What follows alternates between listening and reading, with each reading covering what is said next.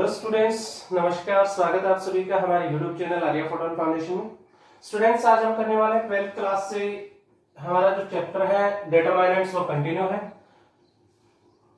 Determinants में हम board oriented question कर चुके हैं, आईआईटी जेईई में जिस टाइप के क्वेश्चन आते हैं वो हम कर चुके हैं। आज इसका लास्ट टॉपिक हम करने वाले हैं एप्लीकेशन ऑफ डिटरमिनेंट्स।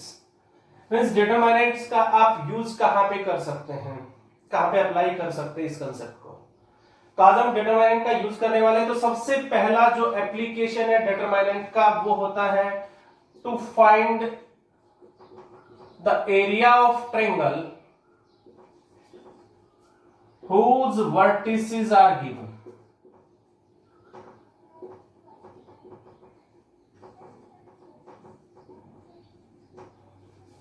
एक ट्रायंगल का एरिया निकाल सकते हैं हम यूजिंग डिटरमिनेंट्स जिसके वर्टिसेस हमें गिवन है। फॉर एग्जांपल, आपके पास कोई ट्रायंगल है, उसके वर्टिसेस आपको गिवन है x1 y1 x2 y2 and x3 y3। तीनों वर्टिसेस उस ट्रायंगल के गिवन है, तो हम उसका एरिया निकाल सकते हैं। तो एरिया ऑफ ट्रायंगल होता है, ट्रायंगल हमारी ABC that is equal to 1/2 determinants.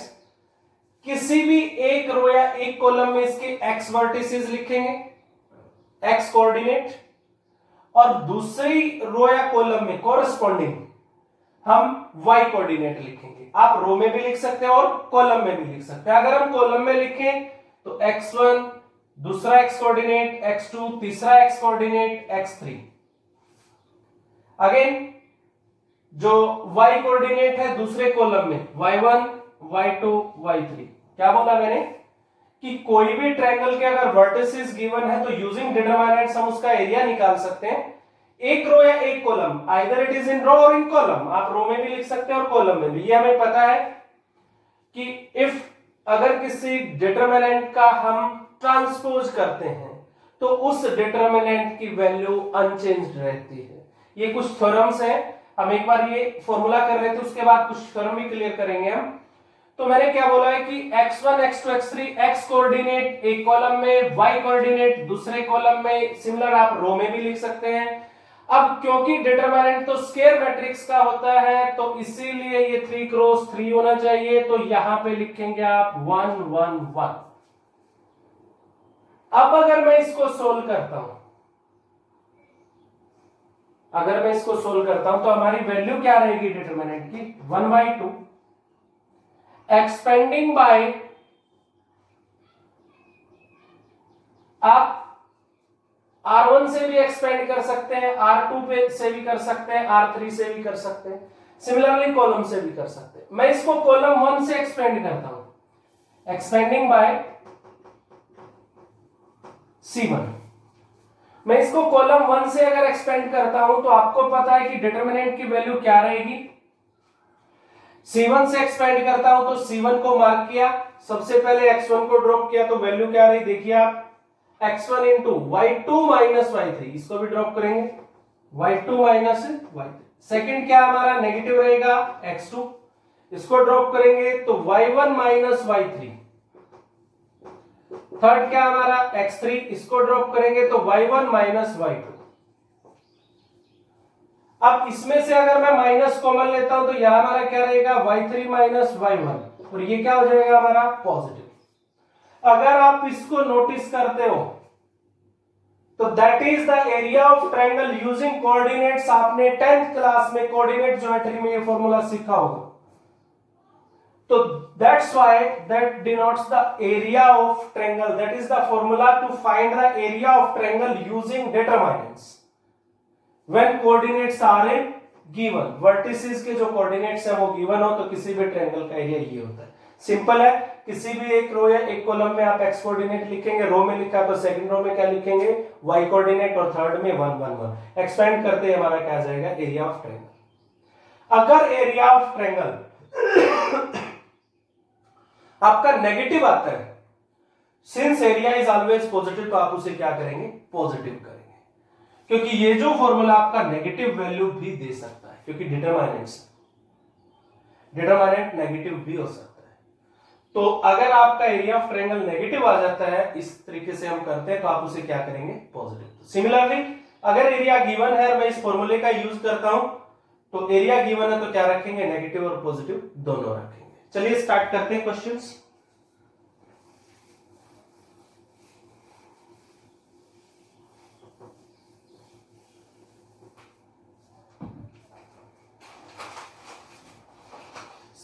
एक ट्रायंगल के वर्टिसेस आपको गिवन है 5 4 -2 4 एंड 2 -6। इसका एरिया फाइंड आउट करना है, तो एरिया ऑफ ट्रायंगल एबीसी क्या हो जाएगा हमारा, आप डेल से भी डिनोट कर सकते हैं इसको, that is equal to x coordinate 5 -2 2, y coordinate 4 4 and -6, third 1 1 1। अब अगर मैं इसको एक्सपेंड करता हूं तो हमारा क्या आ जाता है, एरिया ऑफ ट्रायंगल। तो एरिया ऑफ ट्रायंगल क्या आएगा, expanding by C3, positive negative positive. C3 से अगर इसको एक्सपेंड करता हूं, फर्स्ट हमारा क्या रहेगा 1, तो इसको छोड़ेंगे, ये पहले ड्रॉप हो चुका है, तो 6 × 2 12 -8।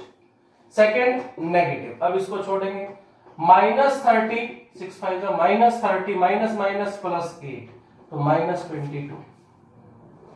थर्ड 1, अब इसको ड्रॉप करेंगे, 5 4 20 प्लस 8 28, तो that is area of triangle. 4 plus 22 plus 28, that is 28 plus 22 50 54 by 227 square unit, that is the area of triangle. तो ये इस ट्रायंगल का एरिया।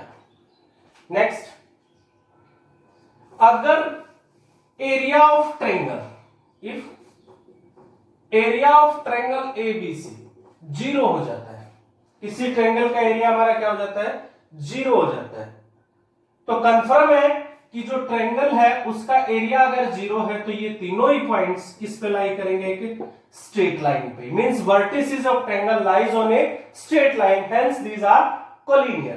तो if area of triangle ABC 0, then ABC collinear.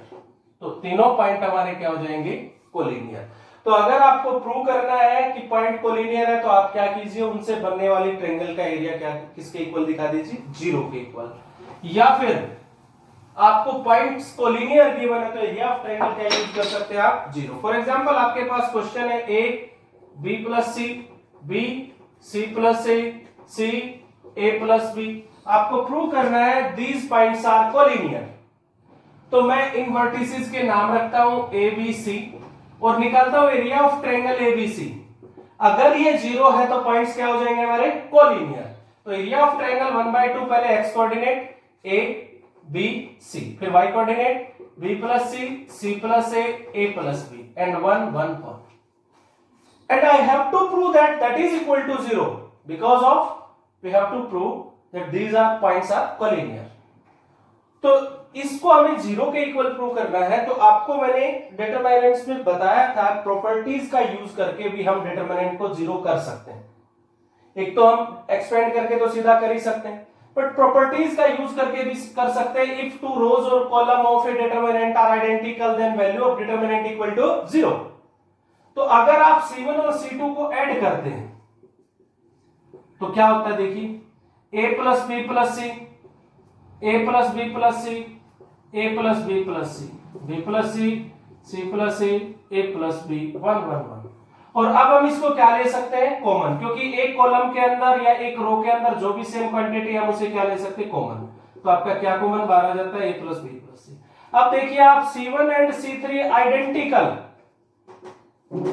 Hence value of determinant equal to 0। तो आप expand करते तो भी ये 0 आता, बट डायरेक्ट आप प्रॉपर्टीज का यूज करके भी इसको 0 कर सकते हैं। That's why points are collinear. तो इसीलिए पॉइंट भी क्या हो जाएंगे हमारे, कोलिनियर। नेक्स्ट,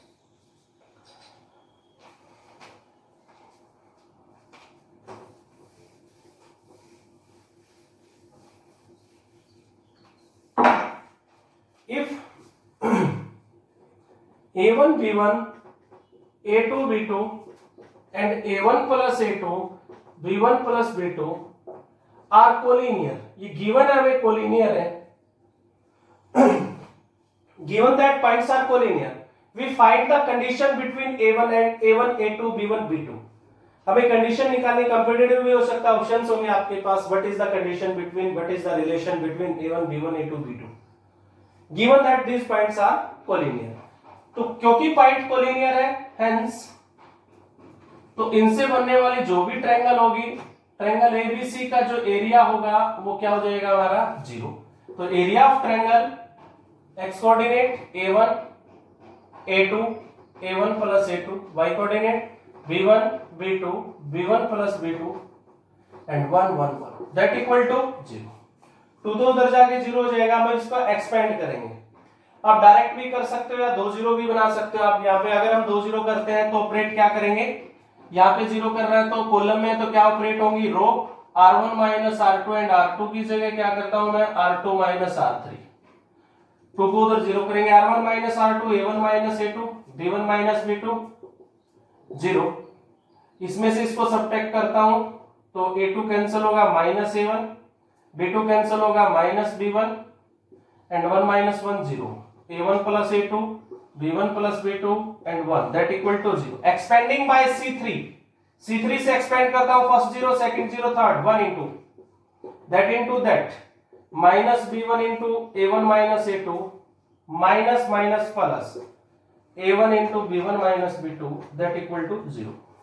अंदर मल्टीप्लाई करते हैं तो क्या रहेगा minus a1 b1 minus minus plus b1 a2 plus a1 b1 minus a1 b2 that equal to 0। That cancel a1 b1 तो b1 a2 that is equal to a1 b2 that is the condition relation between a1 b1 a2 b2। तो ये condition हमारे से पूछी थी, इस तरह का क्वेश्चन हो सकता है। और एरिया गिवन हो सकता है किसी ट्रायंगल का, फॉर एग्जांपल आपके पास वर्टिसेस है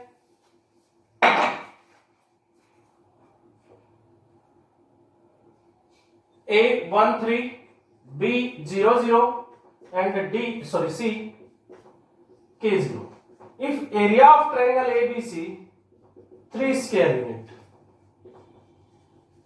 find the value of K।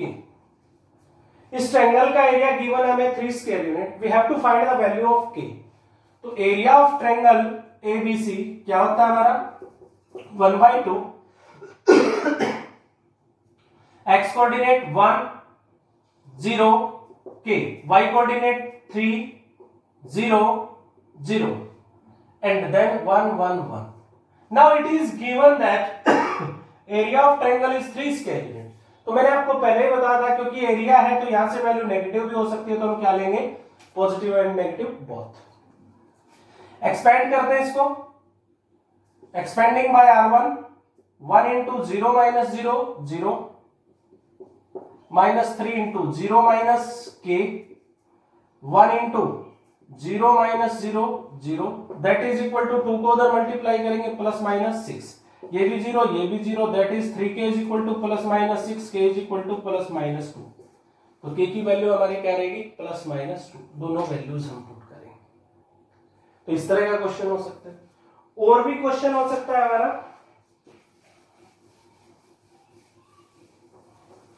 For example आपको कोई बोलता है if x1 y1 b x2 y2 and c x3 y3 are vertices of a equilateral triangle, are vertices of a equilateral triangle। ये किसी equilateral triangle के vertices हैं of each side ए, जिसकी हर side क्या है ए। ये एबीसी कोई इक्विलेटरल ट्रायंगल है, x1 y1 x2 y2 x3 y3, इसकी हर साइड हमारी ए है because of it is a equilateral triangle. Then prove that x1 x2 x3 y1 y2 y3 2 2 2 that square is equal to 3a raised to power 4, कि इसकी जो square होगा इस determinant का that is equal to 3a की power 4। तो आप अगर इसको देखें अगर हम इसको देखें, लेफ्ट हैंड साइड को देखते हैं, तो ये एरिया ऑफ ट्रायंगल की फॉर्म में तो है, बट यहां पे क्या है हमारा 2 2 2 है। अगर इस 2 को हम कॉमन ले, x1 x2 x3 y1 y2 y3, 2 को जैसे ही हम कॉमन लेते हैं तो जो 2 बाहर आएगा, ऊपर क्या इसका स्क्वायर, तो क्या हो जाएगा हमारा 4 1 1 1, दैट्स स्क्वायर। अब एरिया ऑफ ट्रायंगल की फॉर्म में अगर मैं इसको लेके जाता हूं तो एरिया ऑफ ट्रायंगल क्या था हमारा, दैट इनटू 1/2। तो क्योंकि स्क्वायर है तो मैं इसको 1/4 से डिवाइड करता हूं, 4 से मल्टीप्लाई, तो into x1 x2 x3 y1 y2 y3 1 1 1 whole square. तो ये इसका होल स्क्वायर हो जाएगा हमारा। मैं इसको ये भी लिख सकता हूं 1/2 whole square. That denotes the area of triangle ABC, area of triangle ABC। तो ये ABC ट्रायंगल का एरिया हो जाएगा हमारा। इसी से तो हमने कंसेप्ट क्लियर किया है। अब ये एरिया ऑफ ट्रायंगल है, तो area of triangle equilateral triangle का एरिया क्या होता है हमारा, व्हेन साइड आर गिवन, तो √3/4 साइड स्क्वायर। साइड क्या है हमारी A, तो A स्क्वायर। अब एरिया ऑफ ट्रायंगल ऊपर क्या है इसका स्क्वायर, तो ऊपर क्या करेंगे इसका स्क्वायर, 16 इंटू 3/16, A स्क्वायर का स्क्वायर क्या हो जाएगा A की power 4, 16 cancel, that is equal to 3 A की पावर 4। तो इस तरीके के क्वेश्चन हो सकते हैं यूजिंग अ रफ कॉन्सेप्ट। तो ये था हमारा आज का टॉपिक, तो जो डिटरमिनेंट्स का application, where we can use, कहां पे यूज कर सकते हैं हम डिटरमिनेंट्स को, to find the area of a triangle whose vertices are given. अब कुछ थ्योरम्स करते हैं इस चैप्टर पे बेस्ड, एक दो थ्योरम थी हमारी। सबसे फर्स्ट, किसी भी डिटरमिनेंट का, ए कोई भी मैट्रिक्स है, ए इज एनी स्क्वायर मैट्रिक्स, तभी तो डिटरमिनेंट डिफाइन होगा। अगर ए कोई भी स्क्वायर मैट्रिक्स है तो अगर हम उसका डिटरमिनेंट निकालते हैं या ट्रांसपोज करके डिटरमिनेंट निकालते हैं उस मैट्रिक्स का, तो कोई चेंज नहीं रहेगा, वही डिटरमिनेंट रहेगा। ये रिजल्ट हमने यूज भी किया था आती। डिटरमिनेंट चाहे उस मैट्रिक्स का ट्रांसपोज करके निकालो चाहे डायरेक्ट निकालो, ऑलवेज क्या रहेगा सेम। अब एक बहुत ही यूजफुल थ्योरम है जिसपे बेस्ड क्वेश्चन सीबीएसई के अंदर बहुत बार पूछा गया है। थ्योरम है determinant of a skew symmetric matrix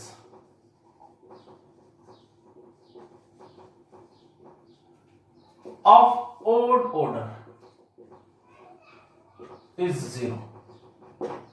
अगर आपकी कोई भी स्क्यू सिमेट्रिक मैट्रिक्स है, स्क्यू सिमेट्रिक मैट्रिक्स के हम बारे में पहले ही बात कर चुके हैं थर्ड चैप्टर में, कि स्क्यू सिमेट्रिक मैट्रिक्स वो होती है जिसका हम ट्रांसपोज करें, कोई मैट्रिक्स ए है अगर उसका ट्रांसपोज करें तो -1 के इक्वल आ जाए तो हम उसे क्या बोलते हैं, स्क्यू सिमेट्रिक मैट्रिक्स।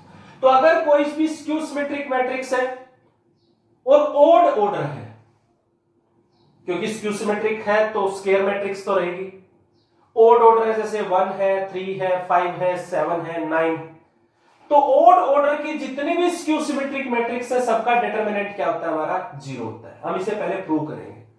चलिए, let a be any skew symmetric matrix. A कोई भी स्क्यू सिमेट्रिक मैट्रिक्स हमने ली है। सो अगर मैं ए का ट्रांसपोज करूंगा तो हमारा क्या आएगा वापस -a रहेगा। मुझे प्रूव करना है इसका डिटरमिनेंट। क्या प्रूव करना है इसका डिटरमिनेंट? तो applying determinant both hand sides, दोनों तरफ डिटरमिनेंट अप्लाई करता हूं तो ए ट्रांसपोज का determinant that is equal to -a का डिटरमिनेंट। अभी अभी आपको एक प्रॉपर्टी कराई है, ए का डिटरमिनेंट करे या ए ट्रांसपोज का डिटरमिनेंट करे, ऑलवेज क्या रहेगा सेम।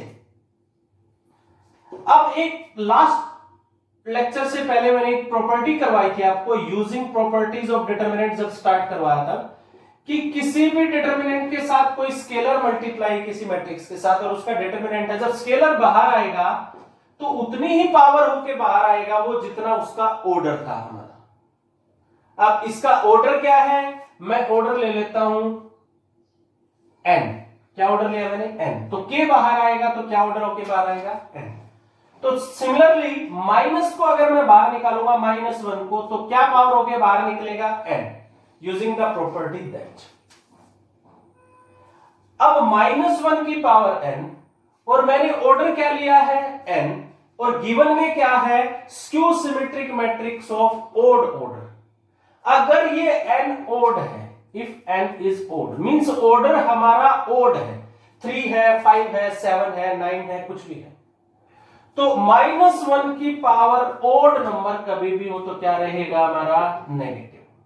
अब मैं इसको इधर लेके आता हूं तो 2 determinant of a equal to 0, it's implies determinant of a is equal to 0। तो उस मैट्रिक्स का जो डिटर्मिनेंट है वो क्या रहेगा, 0। तो कोई भी स्क्यू सिमेट्रिक मैट्रिक्स है, अगर उसका ऑर्डर ओड है, कैसा है, ओड, तो उसका डिटर्मिनेंट क्या रहेगा, 0। एग्जाम में कोई भी क्वेश्चन आ सकता है, फाइंड कोई आपको ये बोलता है prove that determinant of skew symmetric matrix of order 5 is 0, तो ऑर्डर हम यहाँ पे क्या पुट करेंगे, 5, -1 की पावर 5 क्या होगा, -1। तो ओड ऑर्डर की कोई भी स्क्यू सिमेट्रिक मैट्रिक्स है, उसका डिटर्मिनेंट क्या होता है हमारा, 0 होता है। तो ये था हमारा कंप्लीट चैप्टर डिटर्मिनेंट्स, जिसको हमने हर फेज से कंप्लीट किया है। अब इसका यूज करके अगले चैप्टर पे चलेंगे हम, मैट्रिक्स और डिटर्मिनेंट दोनों का यूज करके उनका एप्लीकेशन कहां पे कर सकते हैं, दोनों का मिक्स करके एक लास्ट चैप्टर मैट्रिक्स का हम करेंगे, 5th चैप्टर कल से स्टार्ट करेंगे। तो तब तक आप अपने कंसेप्ट और जो बेसिक्स है सारा 3rd और 4th चैप्टर का, उसको रिवाइज कीजिए ताकि हम 5th चैप्टर को समझ सके। Thank you.